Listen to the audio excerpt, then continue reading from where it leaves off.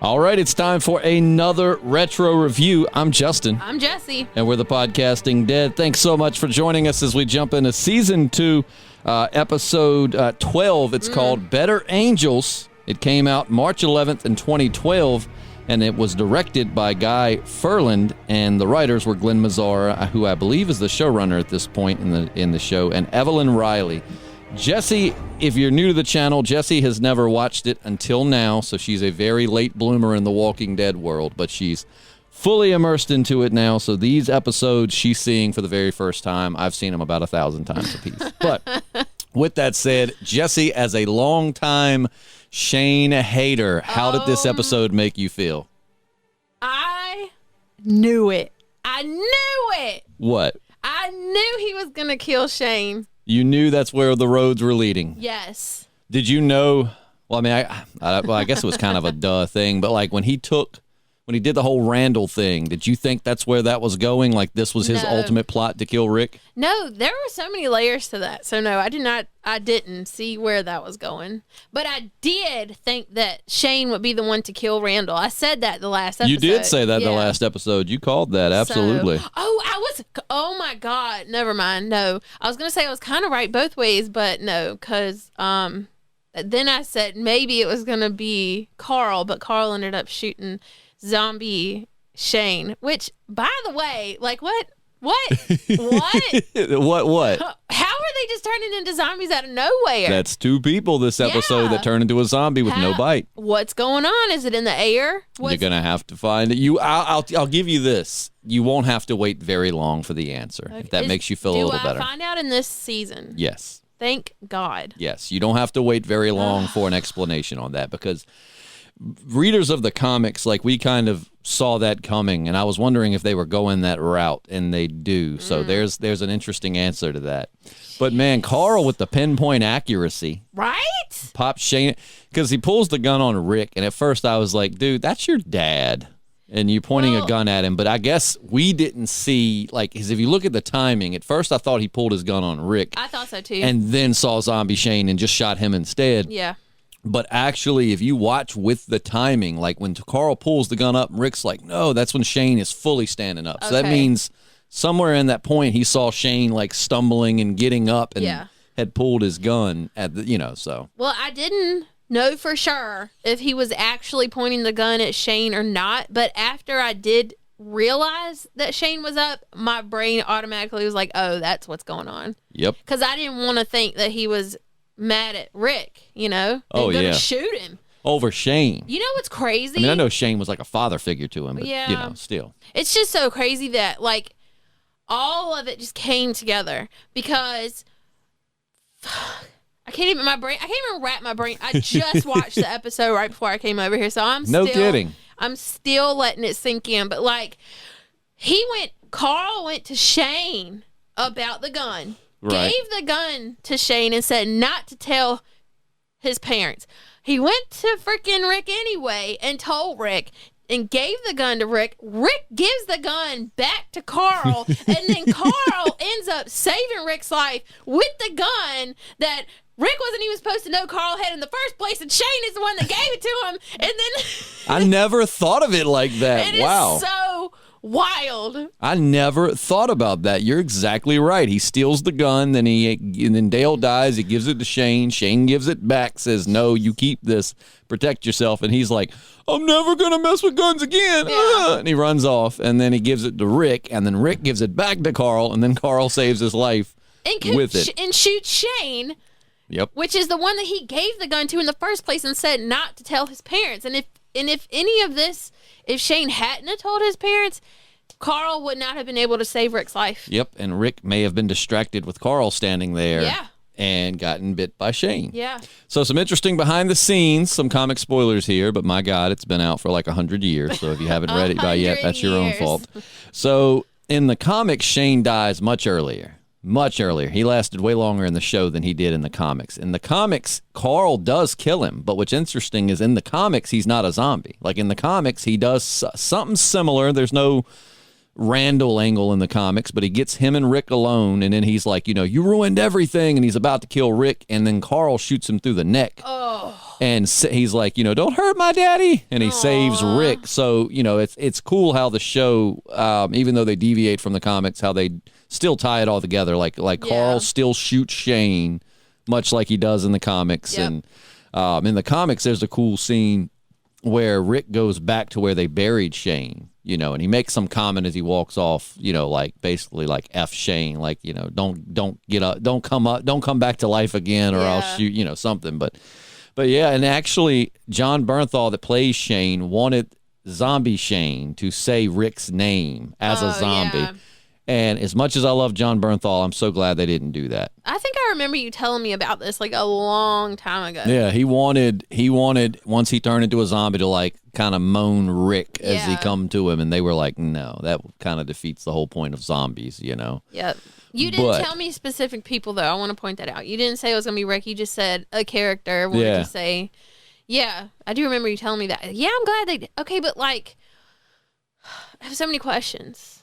Fire away. I mean, you can't answer because I just need to know, how are they turning into zombies? Also, Daryl, he figured all that out. Yep. He figured it. I love me some Daryl. That's why if you were like back in the day when Walking Dead was at Game of Thrones level of just being like the top shows on TV and everybody was obsessed. I mean, that's where you were seeing all the, if Daryl dies, we riot. Stuff coming out. Like he's an awesome character.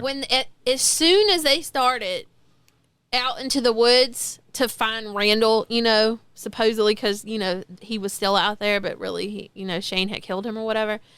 As soon as they started into the woods, I don't remember what was said, but Daryl picked up on it immediately. He knew Shane was lying. Oh, well, he picked up the fact that when they first got there, he's like, this guy's 100. You telling me this guy's like 120 pounds soaking wet, and you telling me he got the jump on you? And Rick knew too. They all knew Shane was lying. Oh yeah, they all knew something was up with it. I think in the beginning, Rick bought it, like when he comes out the woods and he hides his Glock and he comes out and he's like, little bastard jumped me, took my gun. I think Rick was like, oh shit. But I don't think it took long that's the thing. That's where innocent little Glenn is just in the dark. Like I think Rick and Daryl both picked up pretty quick that something is going on, whereas Glenn is just, he's only piecing it together as it's being told to him by Daryl, Right. Well, he's just along for the ride. He's turning into a little badass. He's getting there. He's getting there. Jinx. What is that? You owe me a Coke? I called it first, so. Well, you called the Jinx, so technically I guess you get the Coke. You owe me a Coke. I do have Coca-Colas here, so help yourself. Thanks. But poor Randall, like, Shane takes him out and he's thinking like, okay, I'm free, and then snaps his neck of all ways to kill him. I wonder, that's what I guess they had. Well, I don't know. Why did they decide to break his neck rather than like cutting his throat or something? I don't know, because where the movies and shows really, you can't snap someone's neck that easily. It takes and basically to take someone's head, like in the movies. I mean, like I can turn my head completely 90 degrees to the right, but in the movies that's as far as it goes, and it's like. But in real life, you'd have to actually basically twist the head around completely to snap the neck in that way, and. I just don't know that Shane is quite that strong. I think he would know how, though. Well, he's got that brute raw strength. And plus, he might have a background in jiu-jitsu or something. If I'm with you though. If I wrote this episode, I would have had Shane just come up behind him and slit his throat. See, I thought that's what he did until they found him and they were like, "Oh, he has a broke neck," and I was like, "Why didn't he? What? That doesn't okay." That's pretty. Yeah, right. Whatever. Which I mean, I would say the slit and throat thing would have given it away pretty easily. But then again, I mean, as soon as Daryl looks at him, he's like, he ain't even on the ground fully yet. And Daryl's like, his neck's broke. Oh. So I mean, they figured that out pretty quick. I could tell as soon as it showed him on the ground. I knew his neck looked weird. Oh, it was all twisted. Yeah, I thought to myself that they didn't do that good of a job on the makeup on this one because, clearly. But now that I know that it was a broke neck, so I saw that right away too. Oh yeah. I thought it was just. So it's like you might as well slit his throat. But I guess maybe if he had slit his throat, they would have caught on to it quicker. But would have found blood all over the place. Yeah, and they would have known, but maybe he thought that they wouldn't know that he. That's a good point. If he broke his neck and just left him, there's really, you know, whereas if you slit his throat, there's going to be a ton of blood everywhere. Right, and he didn't. Man, I wish I could remember what Shane said right when they were walking, or what Daryl said right when they were walking in the woods, because I knew that Daryl knew immediately. Well, because when he first thing he says is, "No, I don't see nothing." Like they were looking on the ground for like tracks and stuff, and Daryl's like, "I don't see anything." I think he was lying. You think Daryl was lying? I think he caught on to it and he was going along with it.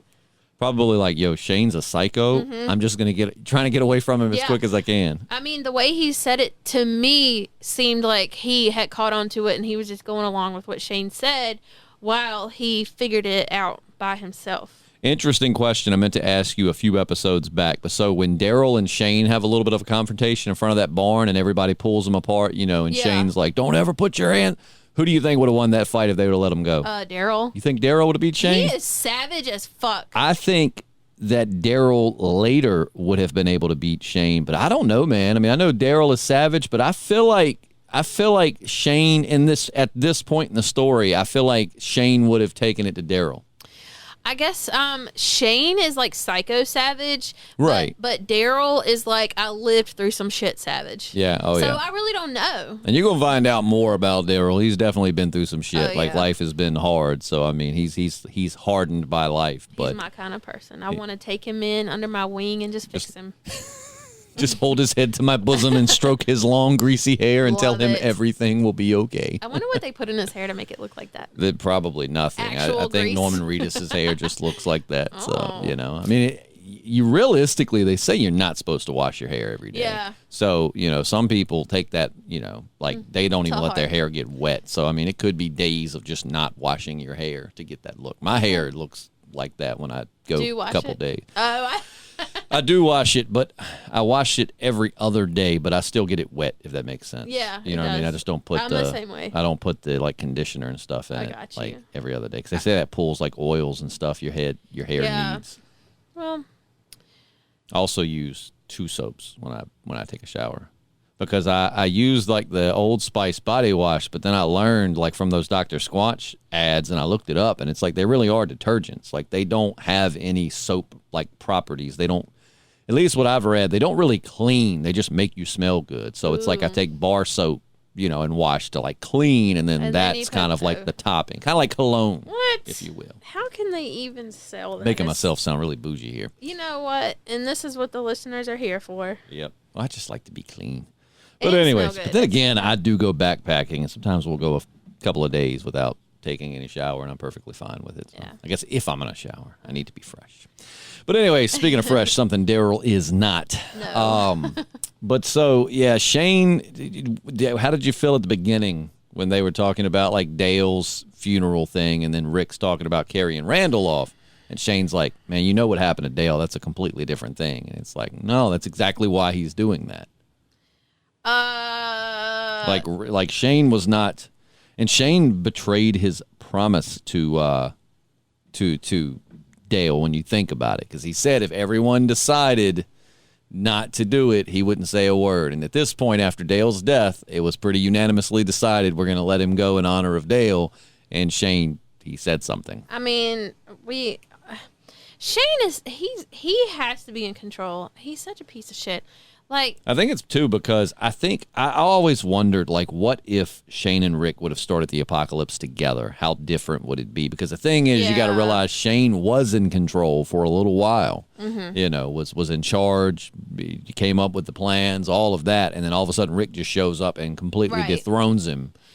And so I wonder, I still think they would have ultimately fell out, but I wonder how much different, because they had a lot of love and respect for each other, and in Shane's heart, Rick had died. So when Rick showed back up, you know, I mean, I think he had accepted his death, so I don't think he, you know what I'm saying? Like, I think if he'd have been alive in the beginning and never died, it would have been a little bit of a different story. Well, but also, if that had happened, Shane never would have got with Lori. And he never would have been as obsessed with her. Right. So he might have still been in love with her. Like, who knows? He probably was to begin with. I like to believe, and I could be wrong, I think we've talked about this on the channel before, like me and JP, or it's been brought up on the channel, but Yeah. like, did Shane lust after Lori beforehand? And I mean, I like to think that when he tells Rick, I just want you to know before, man, I never looked at her like that. Yeah. I want to believe that was the writers like throwing in there that Shane truly had no feelings for Lori before that. But we can't believe anything Shane says anyway, so.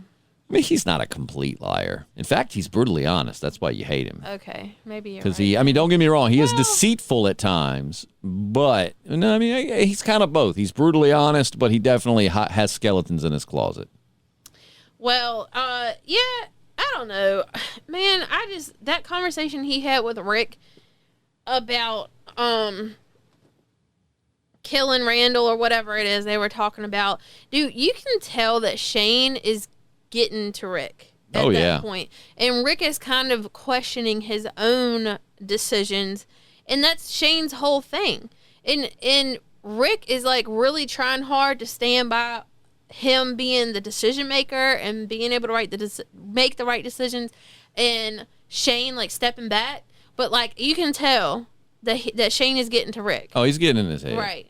And I hate that. Like I think Rick is a better leader than Shane. Well, I'm going to tell you, there are times as this show progresses where Shane's influence on Rick is very needed. Like, there are definitely times where if Rick was officer friendly, everyone lives, kumbaya, we can all get along together, that they would all be dead. Like, if it wasn't for Rick taking the Shane approach, there are times where I don't Rick needed Shane, because somebody says later in the show, I won't say who, it's like my favorite quote in the entire show.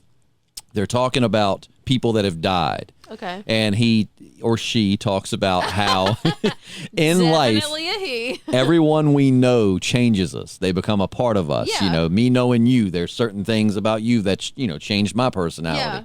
My friend Cameron, everybody I know, everyone you know shapes you into who you are. Right. And then, if they die, they're still alive through you because they've changed you. Mm-hmm. And, it's really it's two of my favorite quotes, not by the same person, but interestingly enough, the other one was supposed to be said by the first person, but then they wouldn't come back. Anyways, that's much further down the road. The hardcore listeners, the hardcore viewers probably know exactly what I'm talking about. But he words it very awesomely. But it's true. It's like, Shane needed to have that effect on Rick. As bad as it sucked to have to kill your best friend and the stuff they go through, Rick needed to hear a lot of the stuff because Shane wasn't entirely wrong. I remember when we were watching the show, my dad was like, I feel like an asshole because I kind of agree with a lot of the stuff Shane's saying. Like, in this type of world, you just do whatever keeps your people alive. You don't question it. You don't doubt it. If it means just shooting someone in the face, you do it because that's what you're there for as the leader, is to keep them alive. I mean, you look at like lions when they have their prides. If you just roll up in there, your ass going to get in trouble. Somebody going to jump on you because you're a threat, and they ain't going to take time to figure out if you are or not. They're just going to eliminate what could be a threat.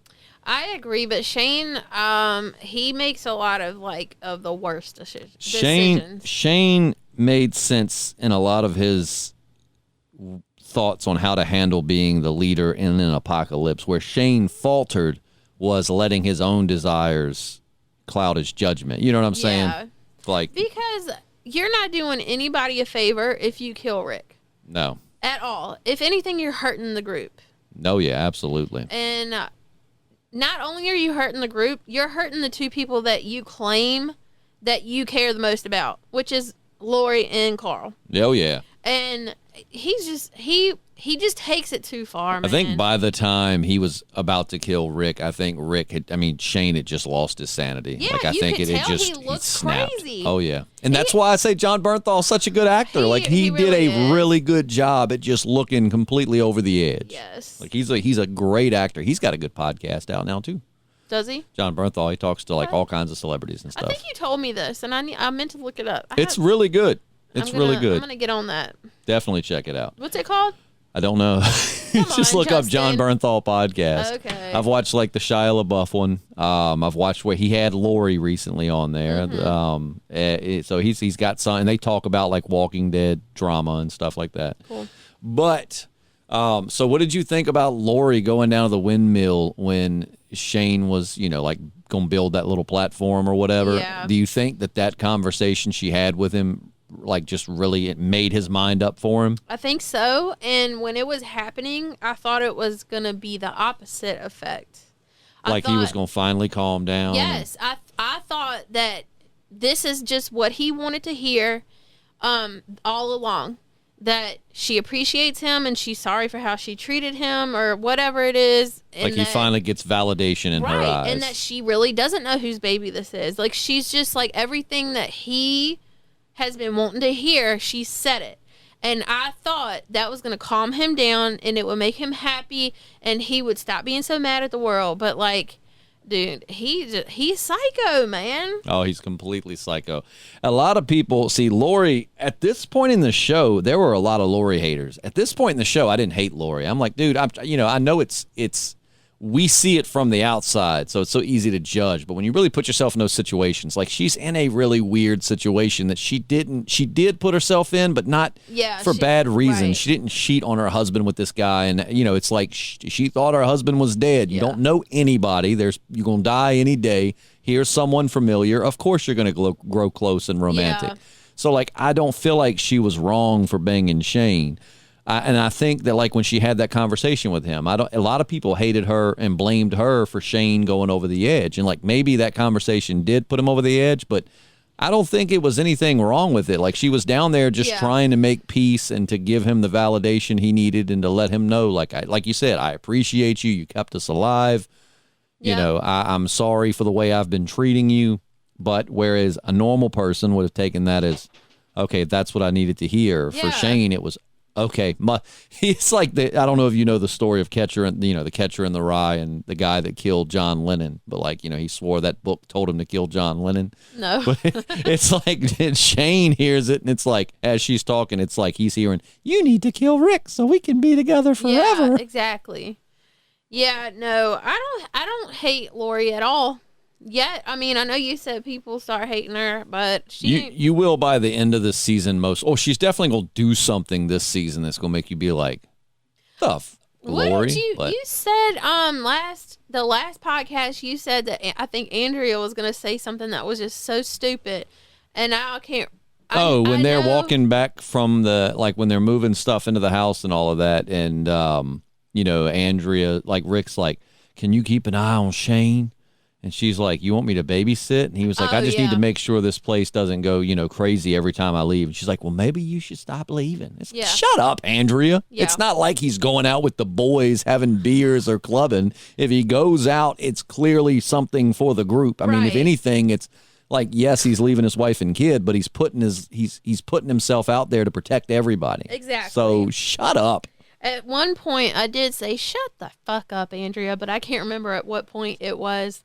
Like she's every character. Time she says something. She opens her mouth and it's like she ain't even spoke yet, and you're just like, shut the fuck up, Andrea. She is like kind of like getting more badass, but I still don't like her. Yeah, she definitely develops to because she said it a few episodes back where she would I think it was an episode where she shot Daryl, but she's tight. She doesn't want to wash clothes and all of that, which I understand. It's like the poor women. It's just like y'all wash clothes. Yeah, like get in the kitchen.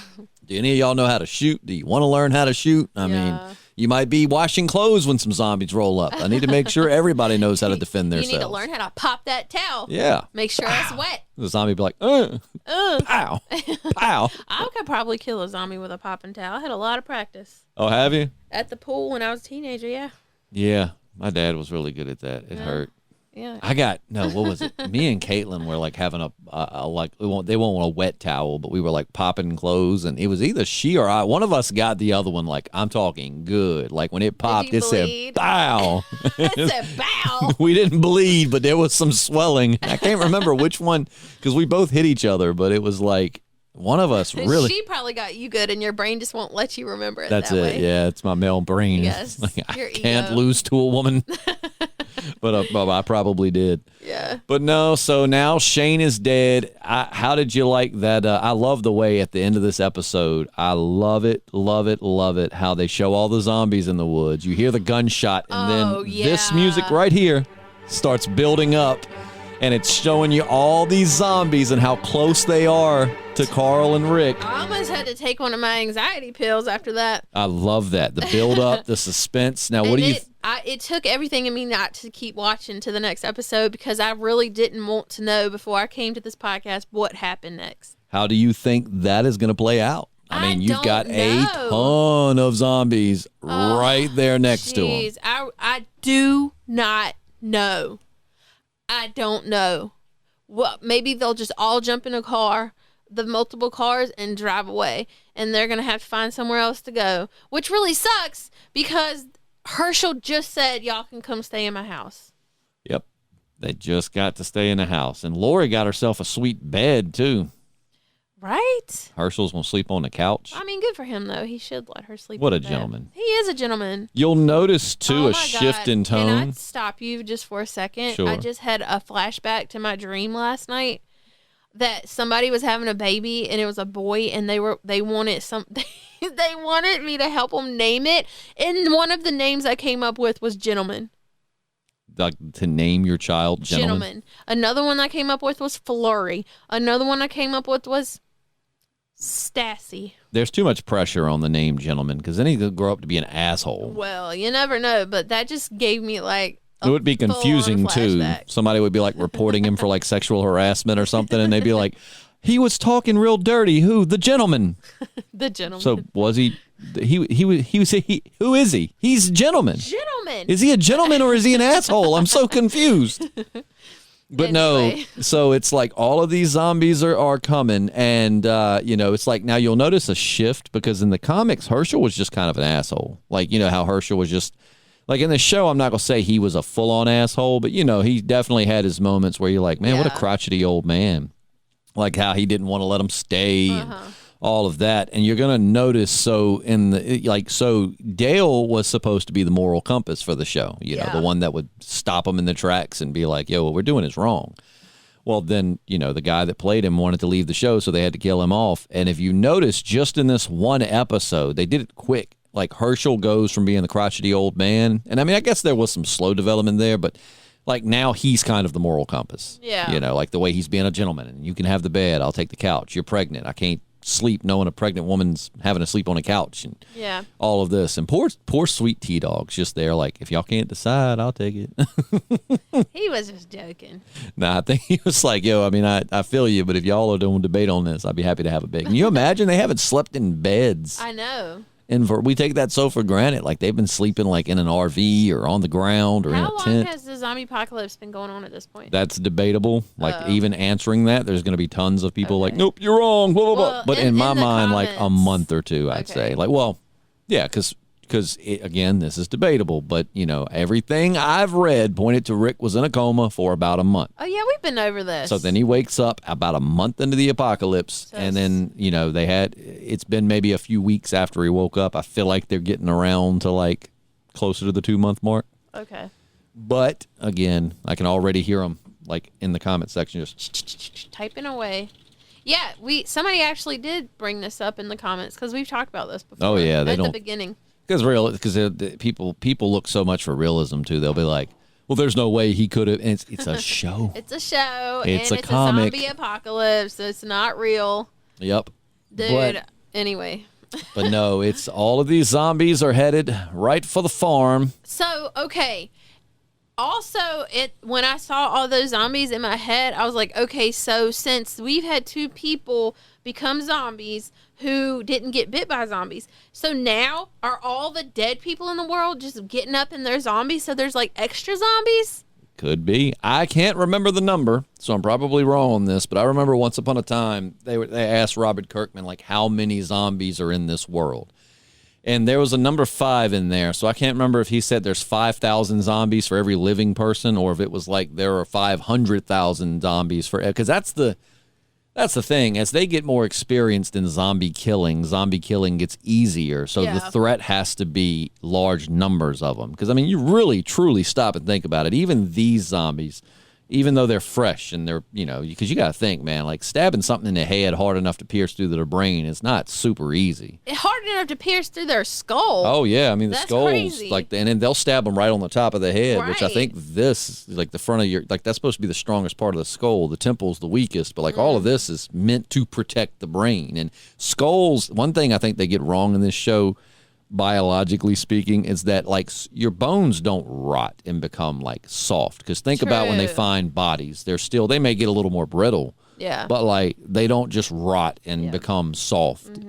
But as they get more experienced in zombie killing and zombies are less of a threat, that's where the fact that it's the numbers of them. Like 3 or 4 roll up, anybody that's decently experienced will take them no problem. But Even then Carl. when 1,000 Take one roll out. up, what can you do? They Yeah. just swarm you. That's just so scary to think about. If you really look to the zombies from season 1 through the rest of the show really stand out because Frank Darabont wanted to add a little bit more than like the Romero, like, super Yeah. slow. Like, how could they take over the world? I mean, like the military could just roll up with a couple of automatics, just aim for the heads Right. and mow down thousands of them. So the fact that they were smart enough to start figuring out how to climb things and running and all of that made it a Yeah. little more believable. But then after he was let go from the show, from that point on, the zombies just became mindless and dumb and way more rotted as the show progresses. I can't wait to see the super rotted zombies. I love that shit. Last question before we wrap this up, because I really have to pee. How do you think killing, zombie Shane, but nonetheless, how do you think Shane's death is going to affect everyone, specifically Lori and Carl? I think, Carl was there, so he understands. And I think that Lori will be happy. Does he, though?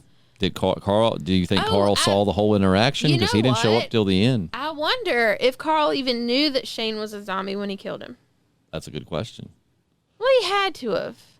It'll be answered next episode. Okay. Well, yeah, I mean, I think Carl, I don't know, because I know Carl's turning into a little asshole. It's hard to say.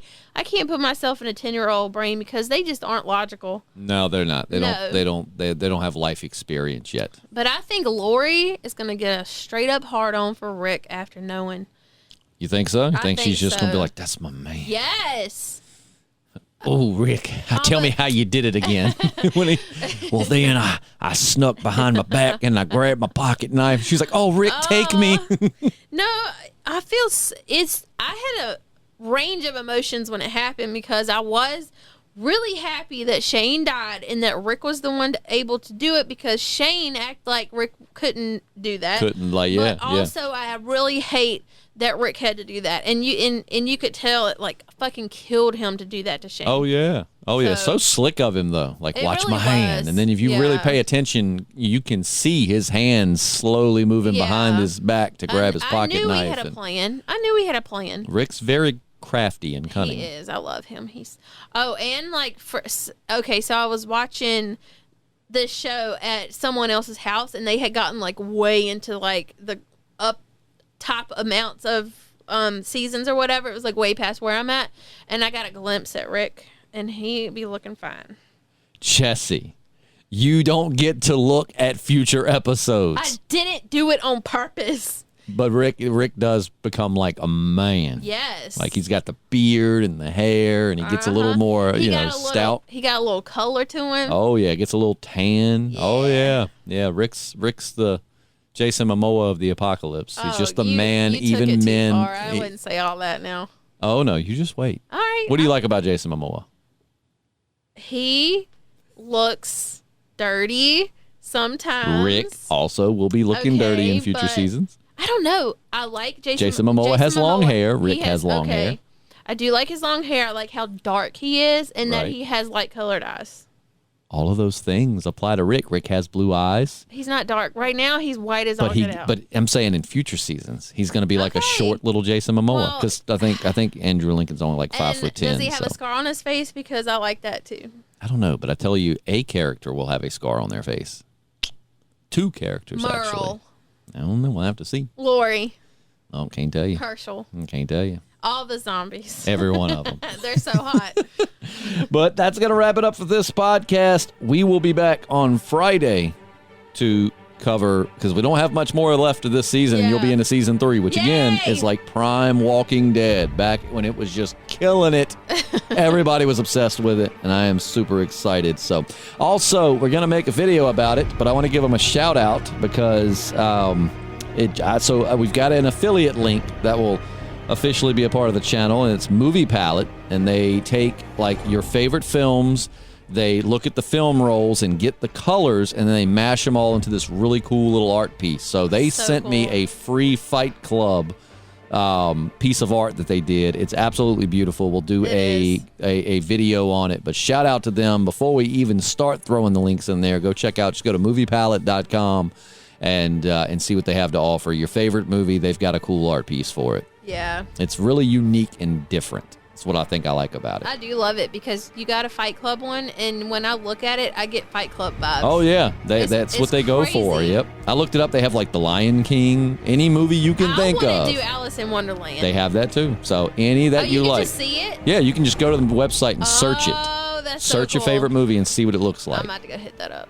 So check it out. Moviepalette.com. Shout out to them, and we appreciate them so very much. If you do get something from them, being that we haven't put the affiliate link up yet, if you could, just send them an email or something to be like, yo, the Podcasting Dead sent me here. So, boom. All right. But yeah, so that's going to wrap it up. I'm Justin. I'm Jesse. And we'll see you later this week.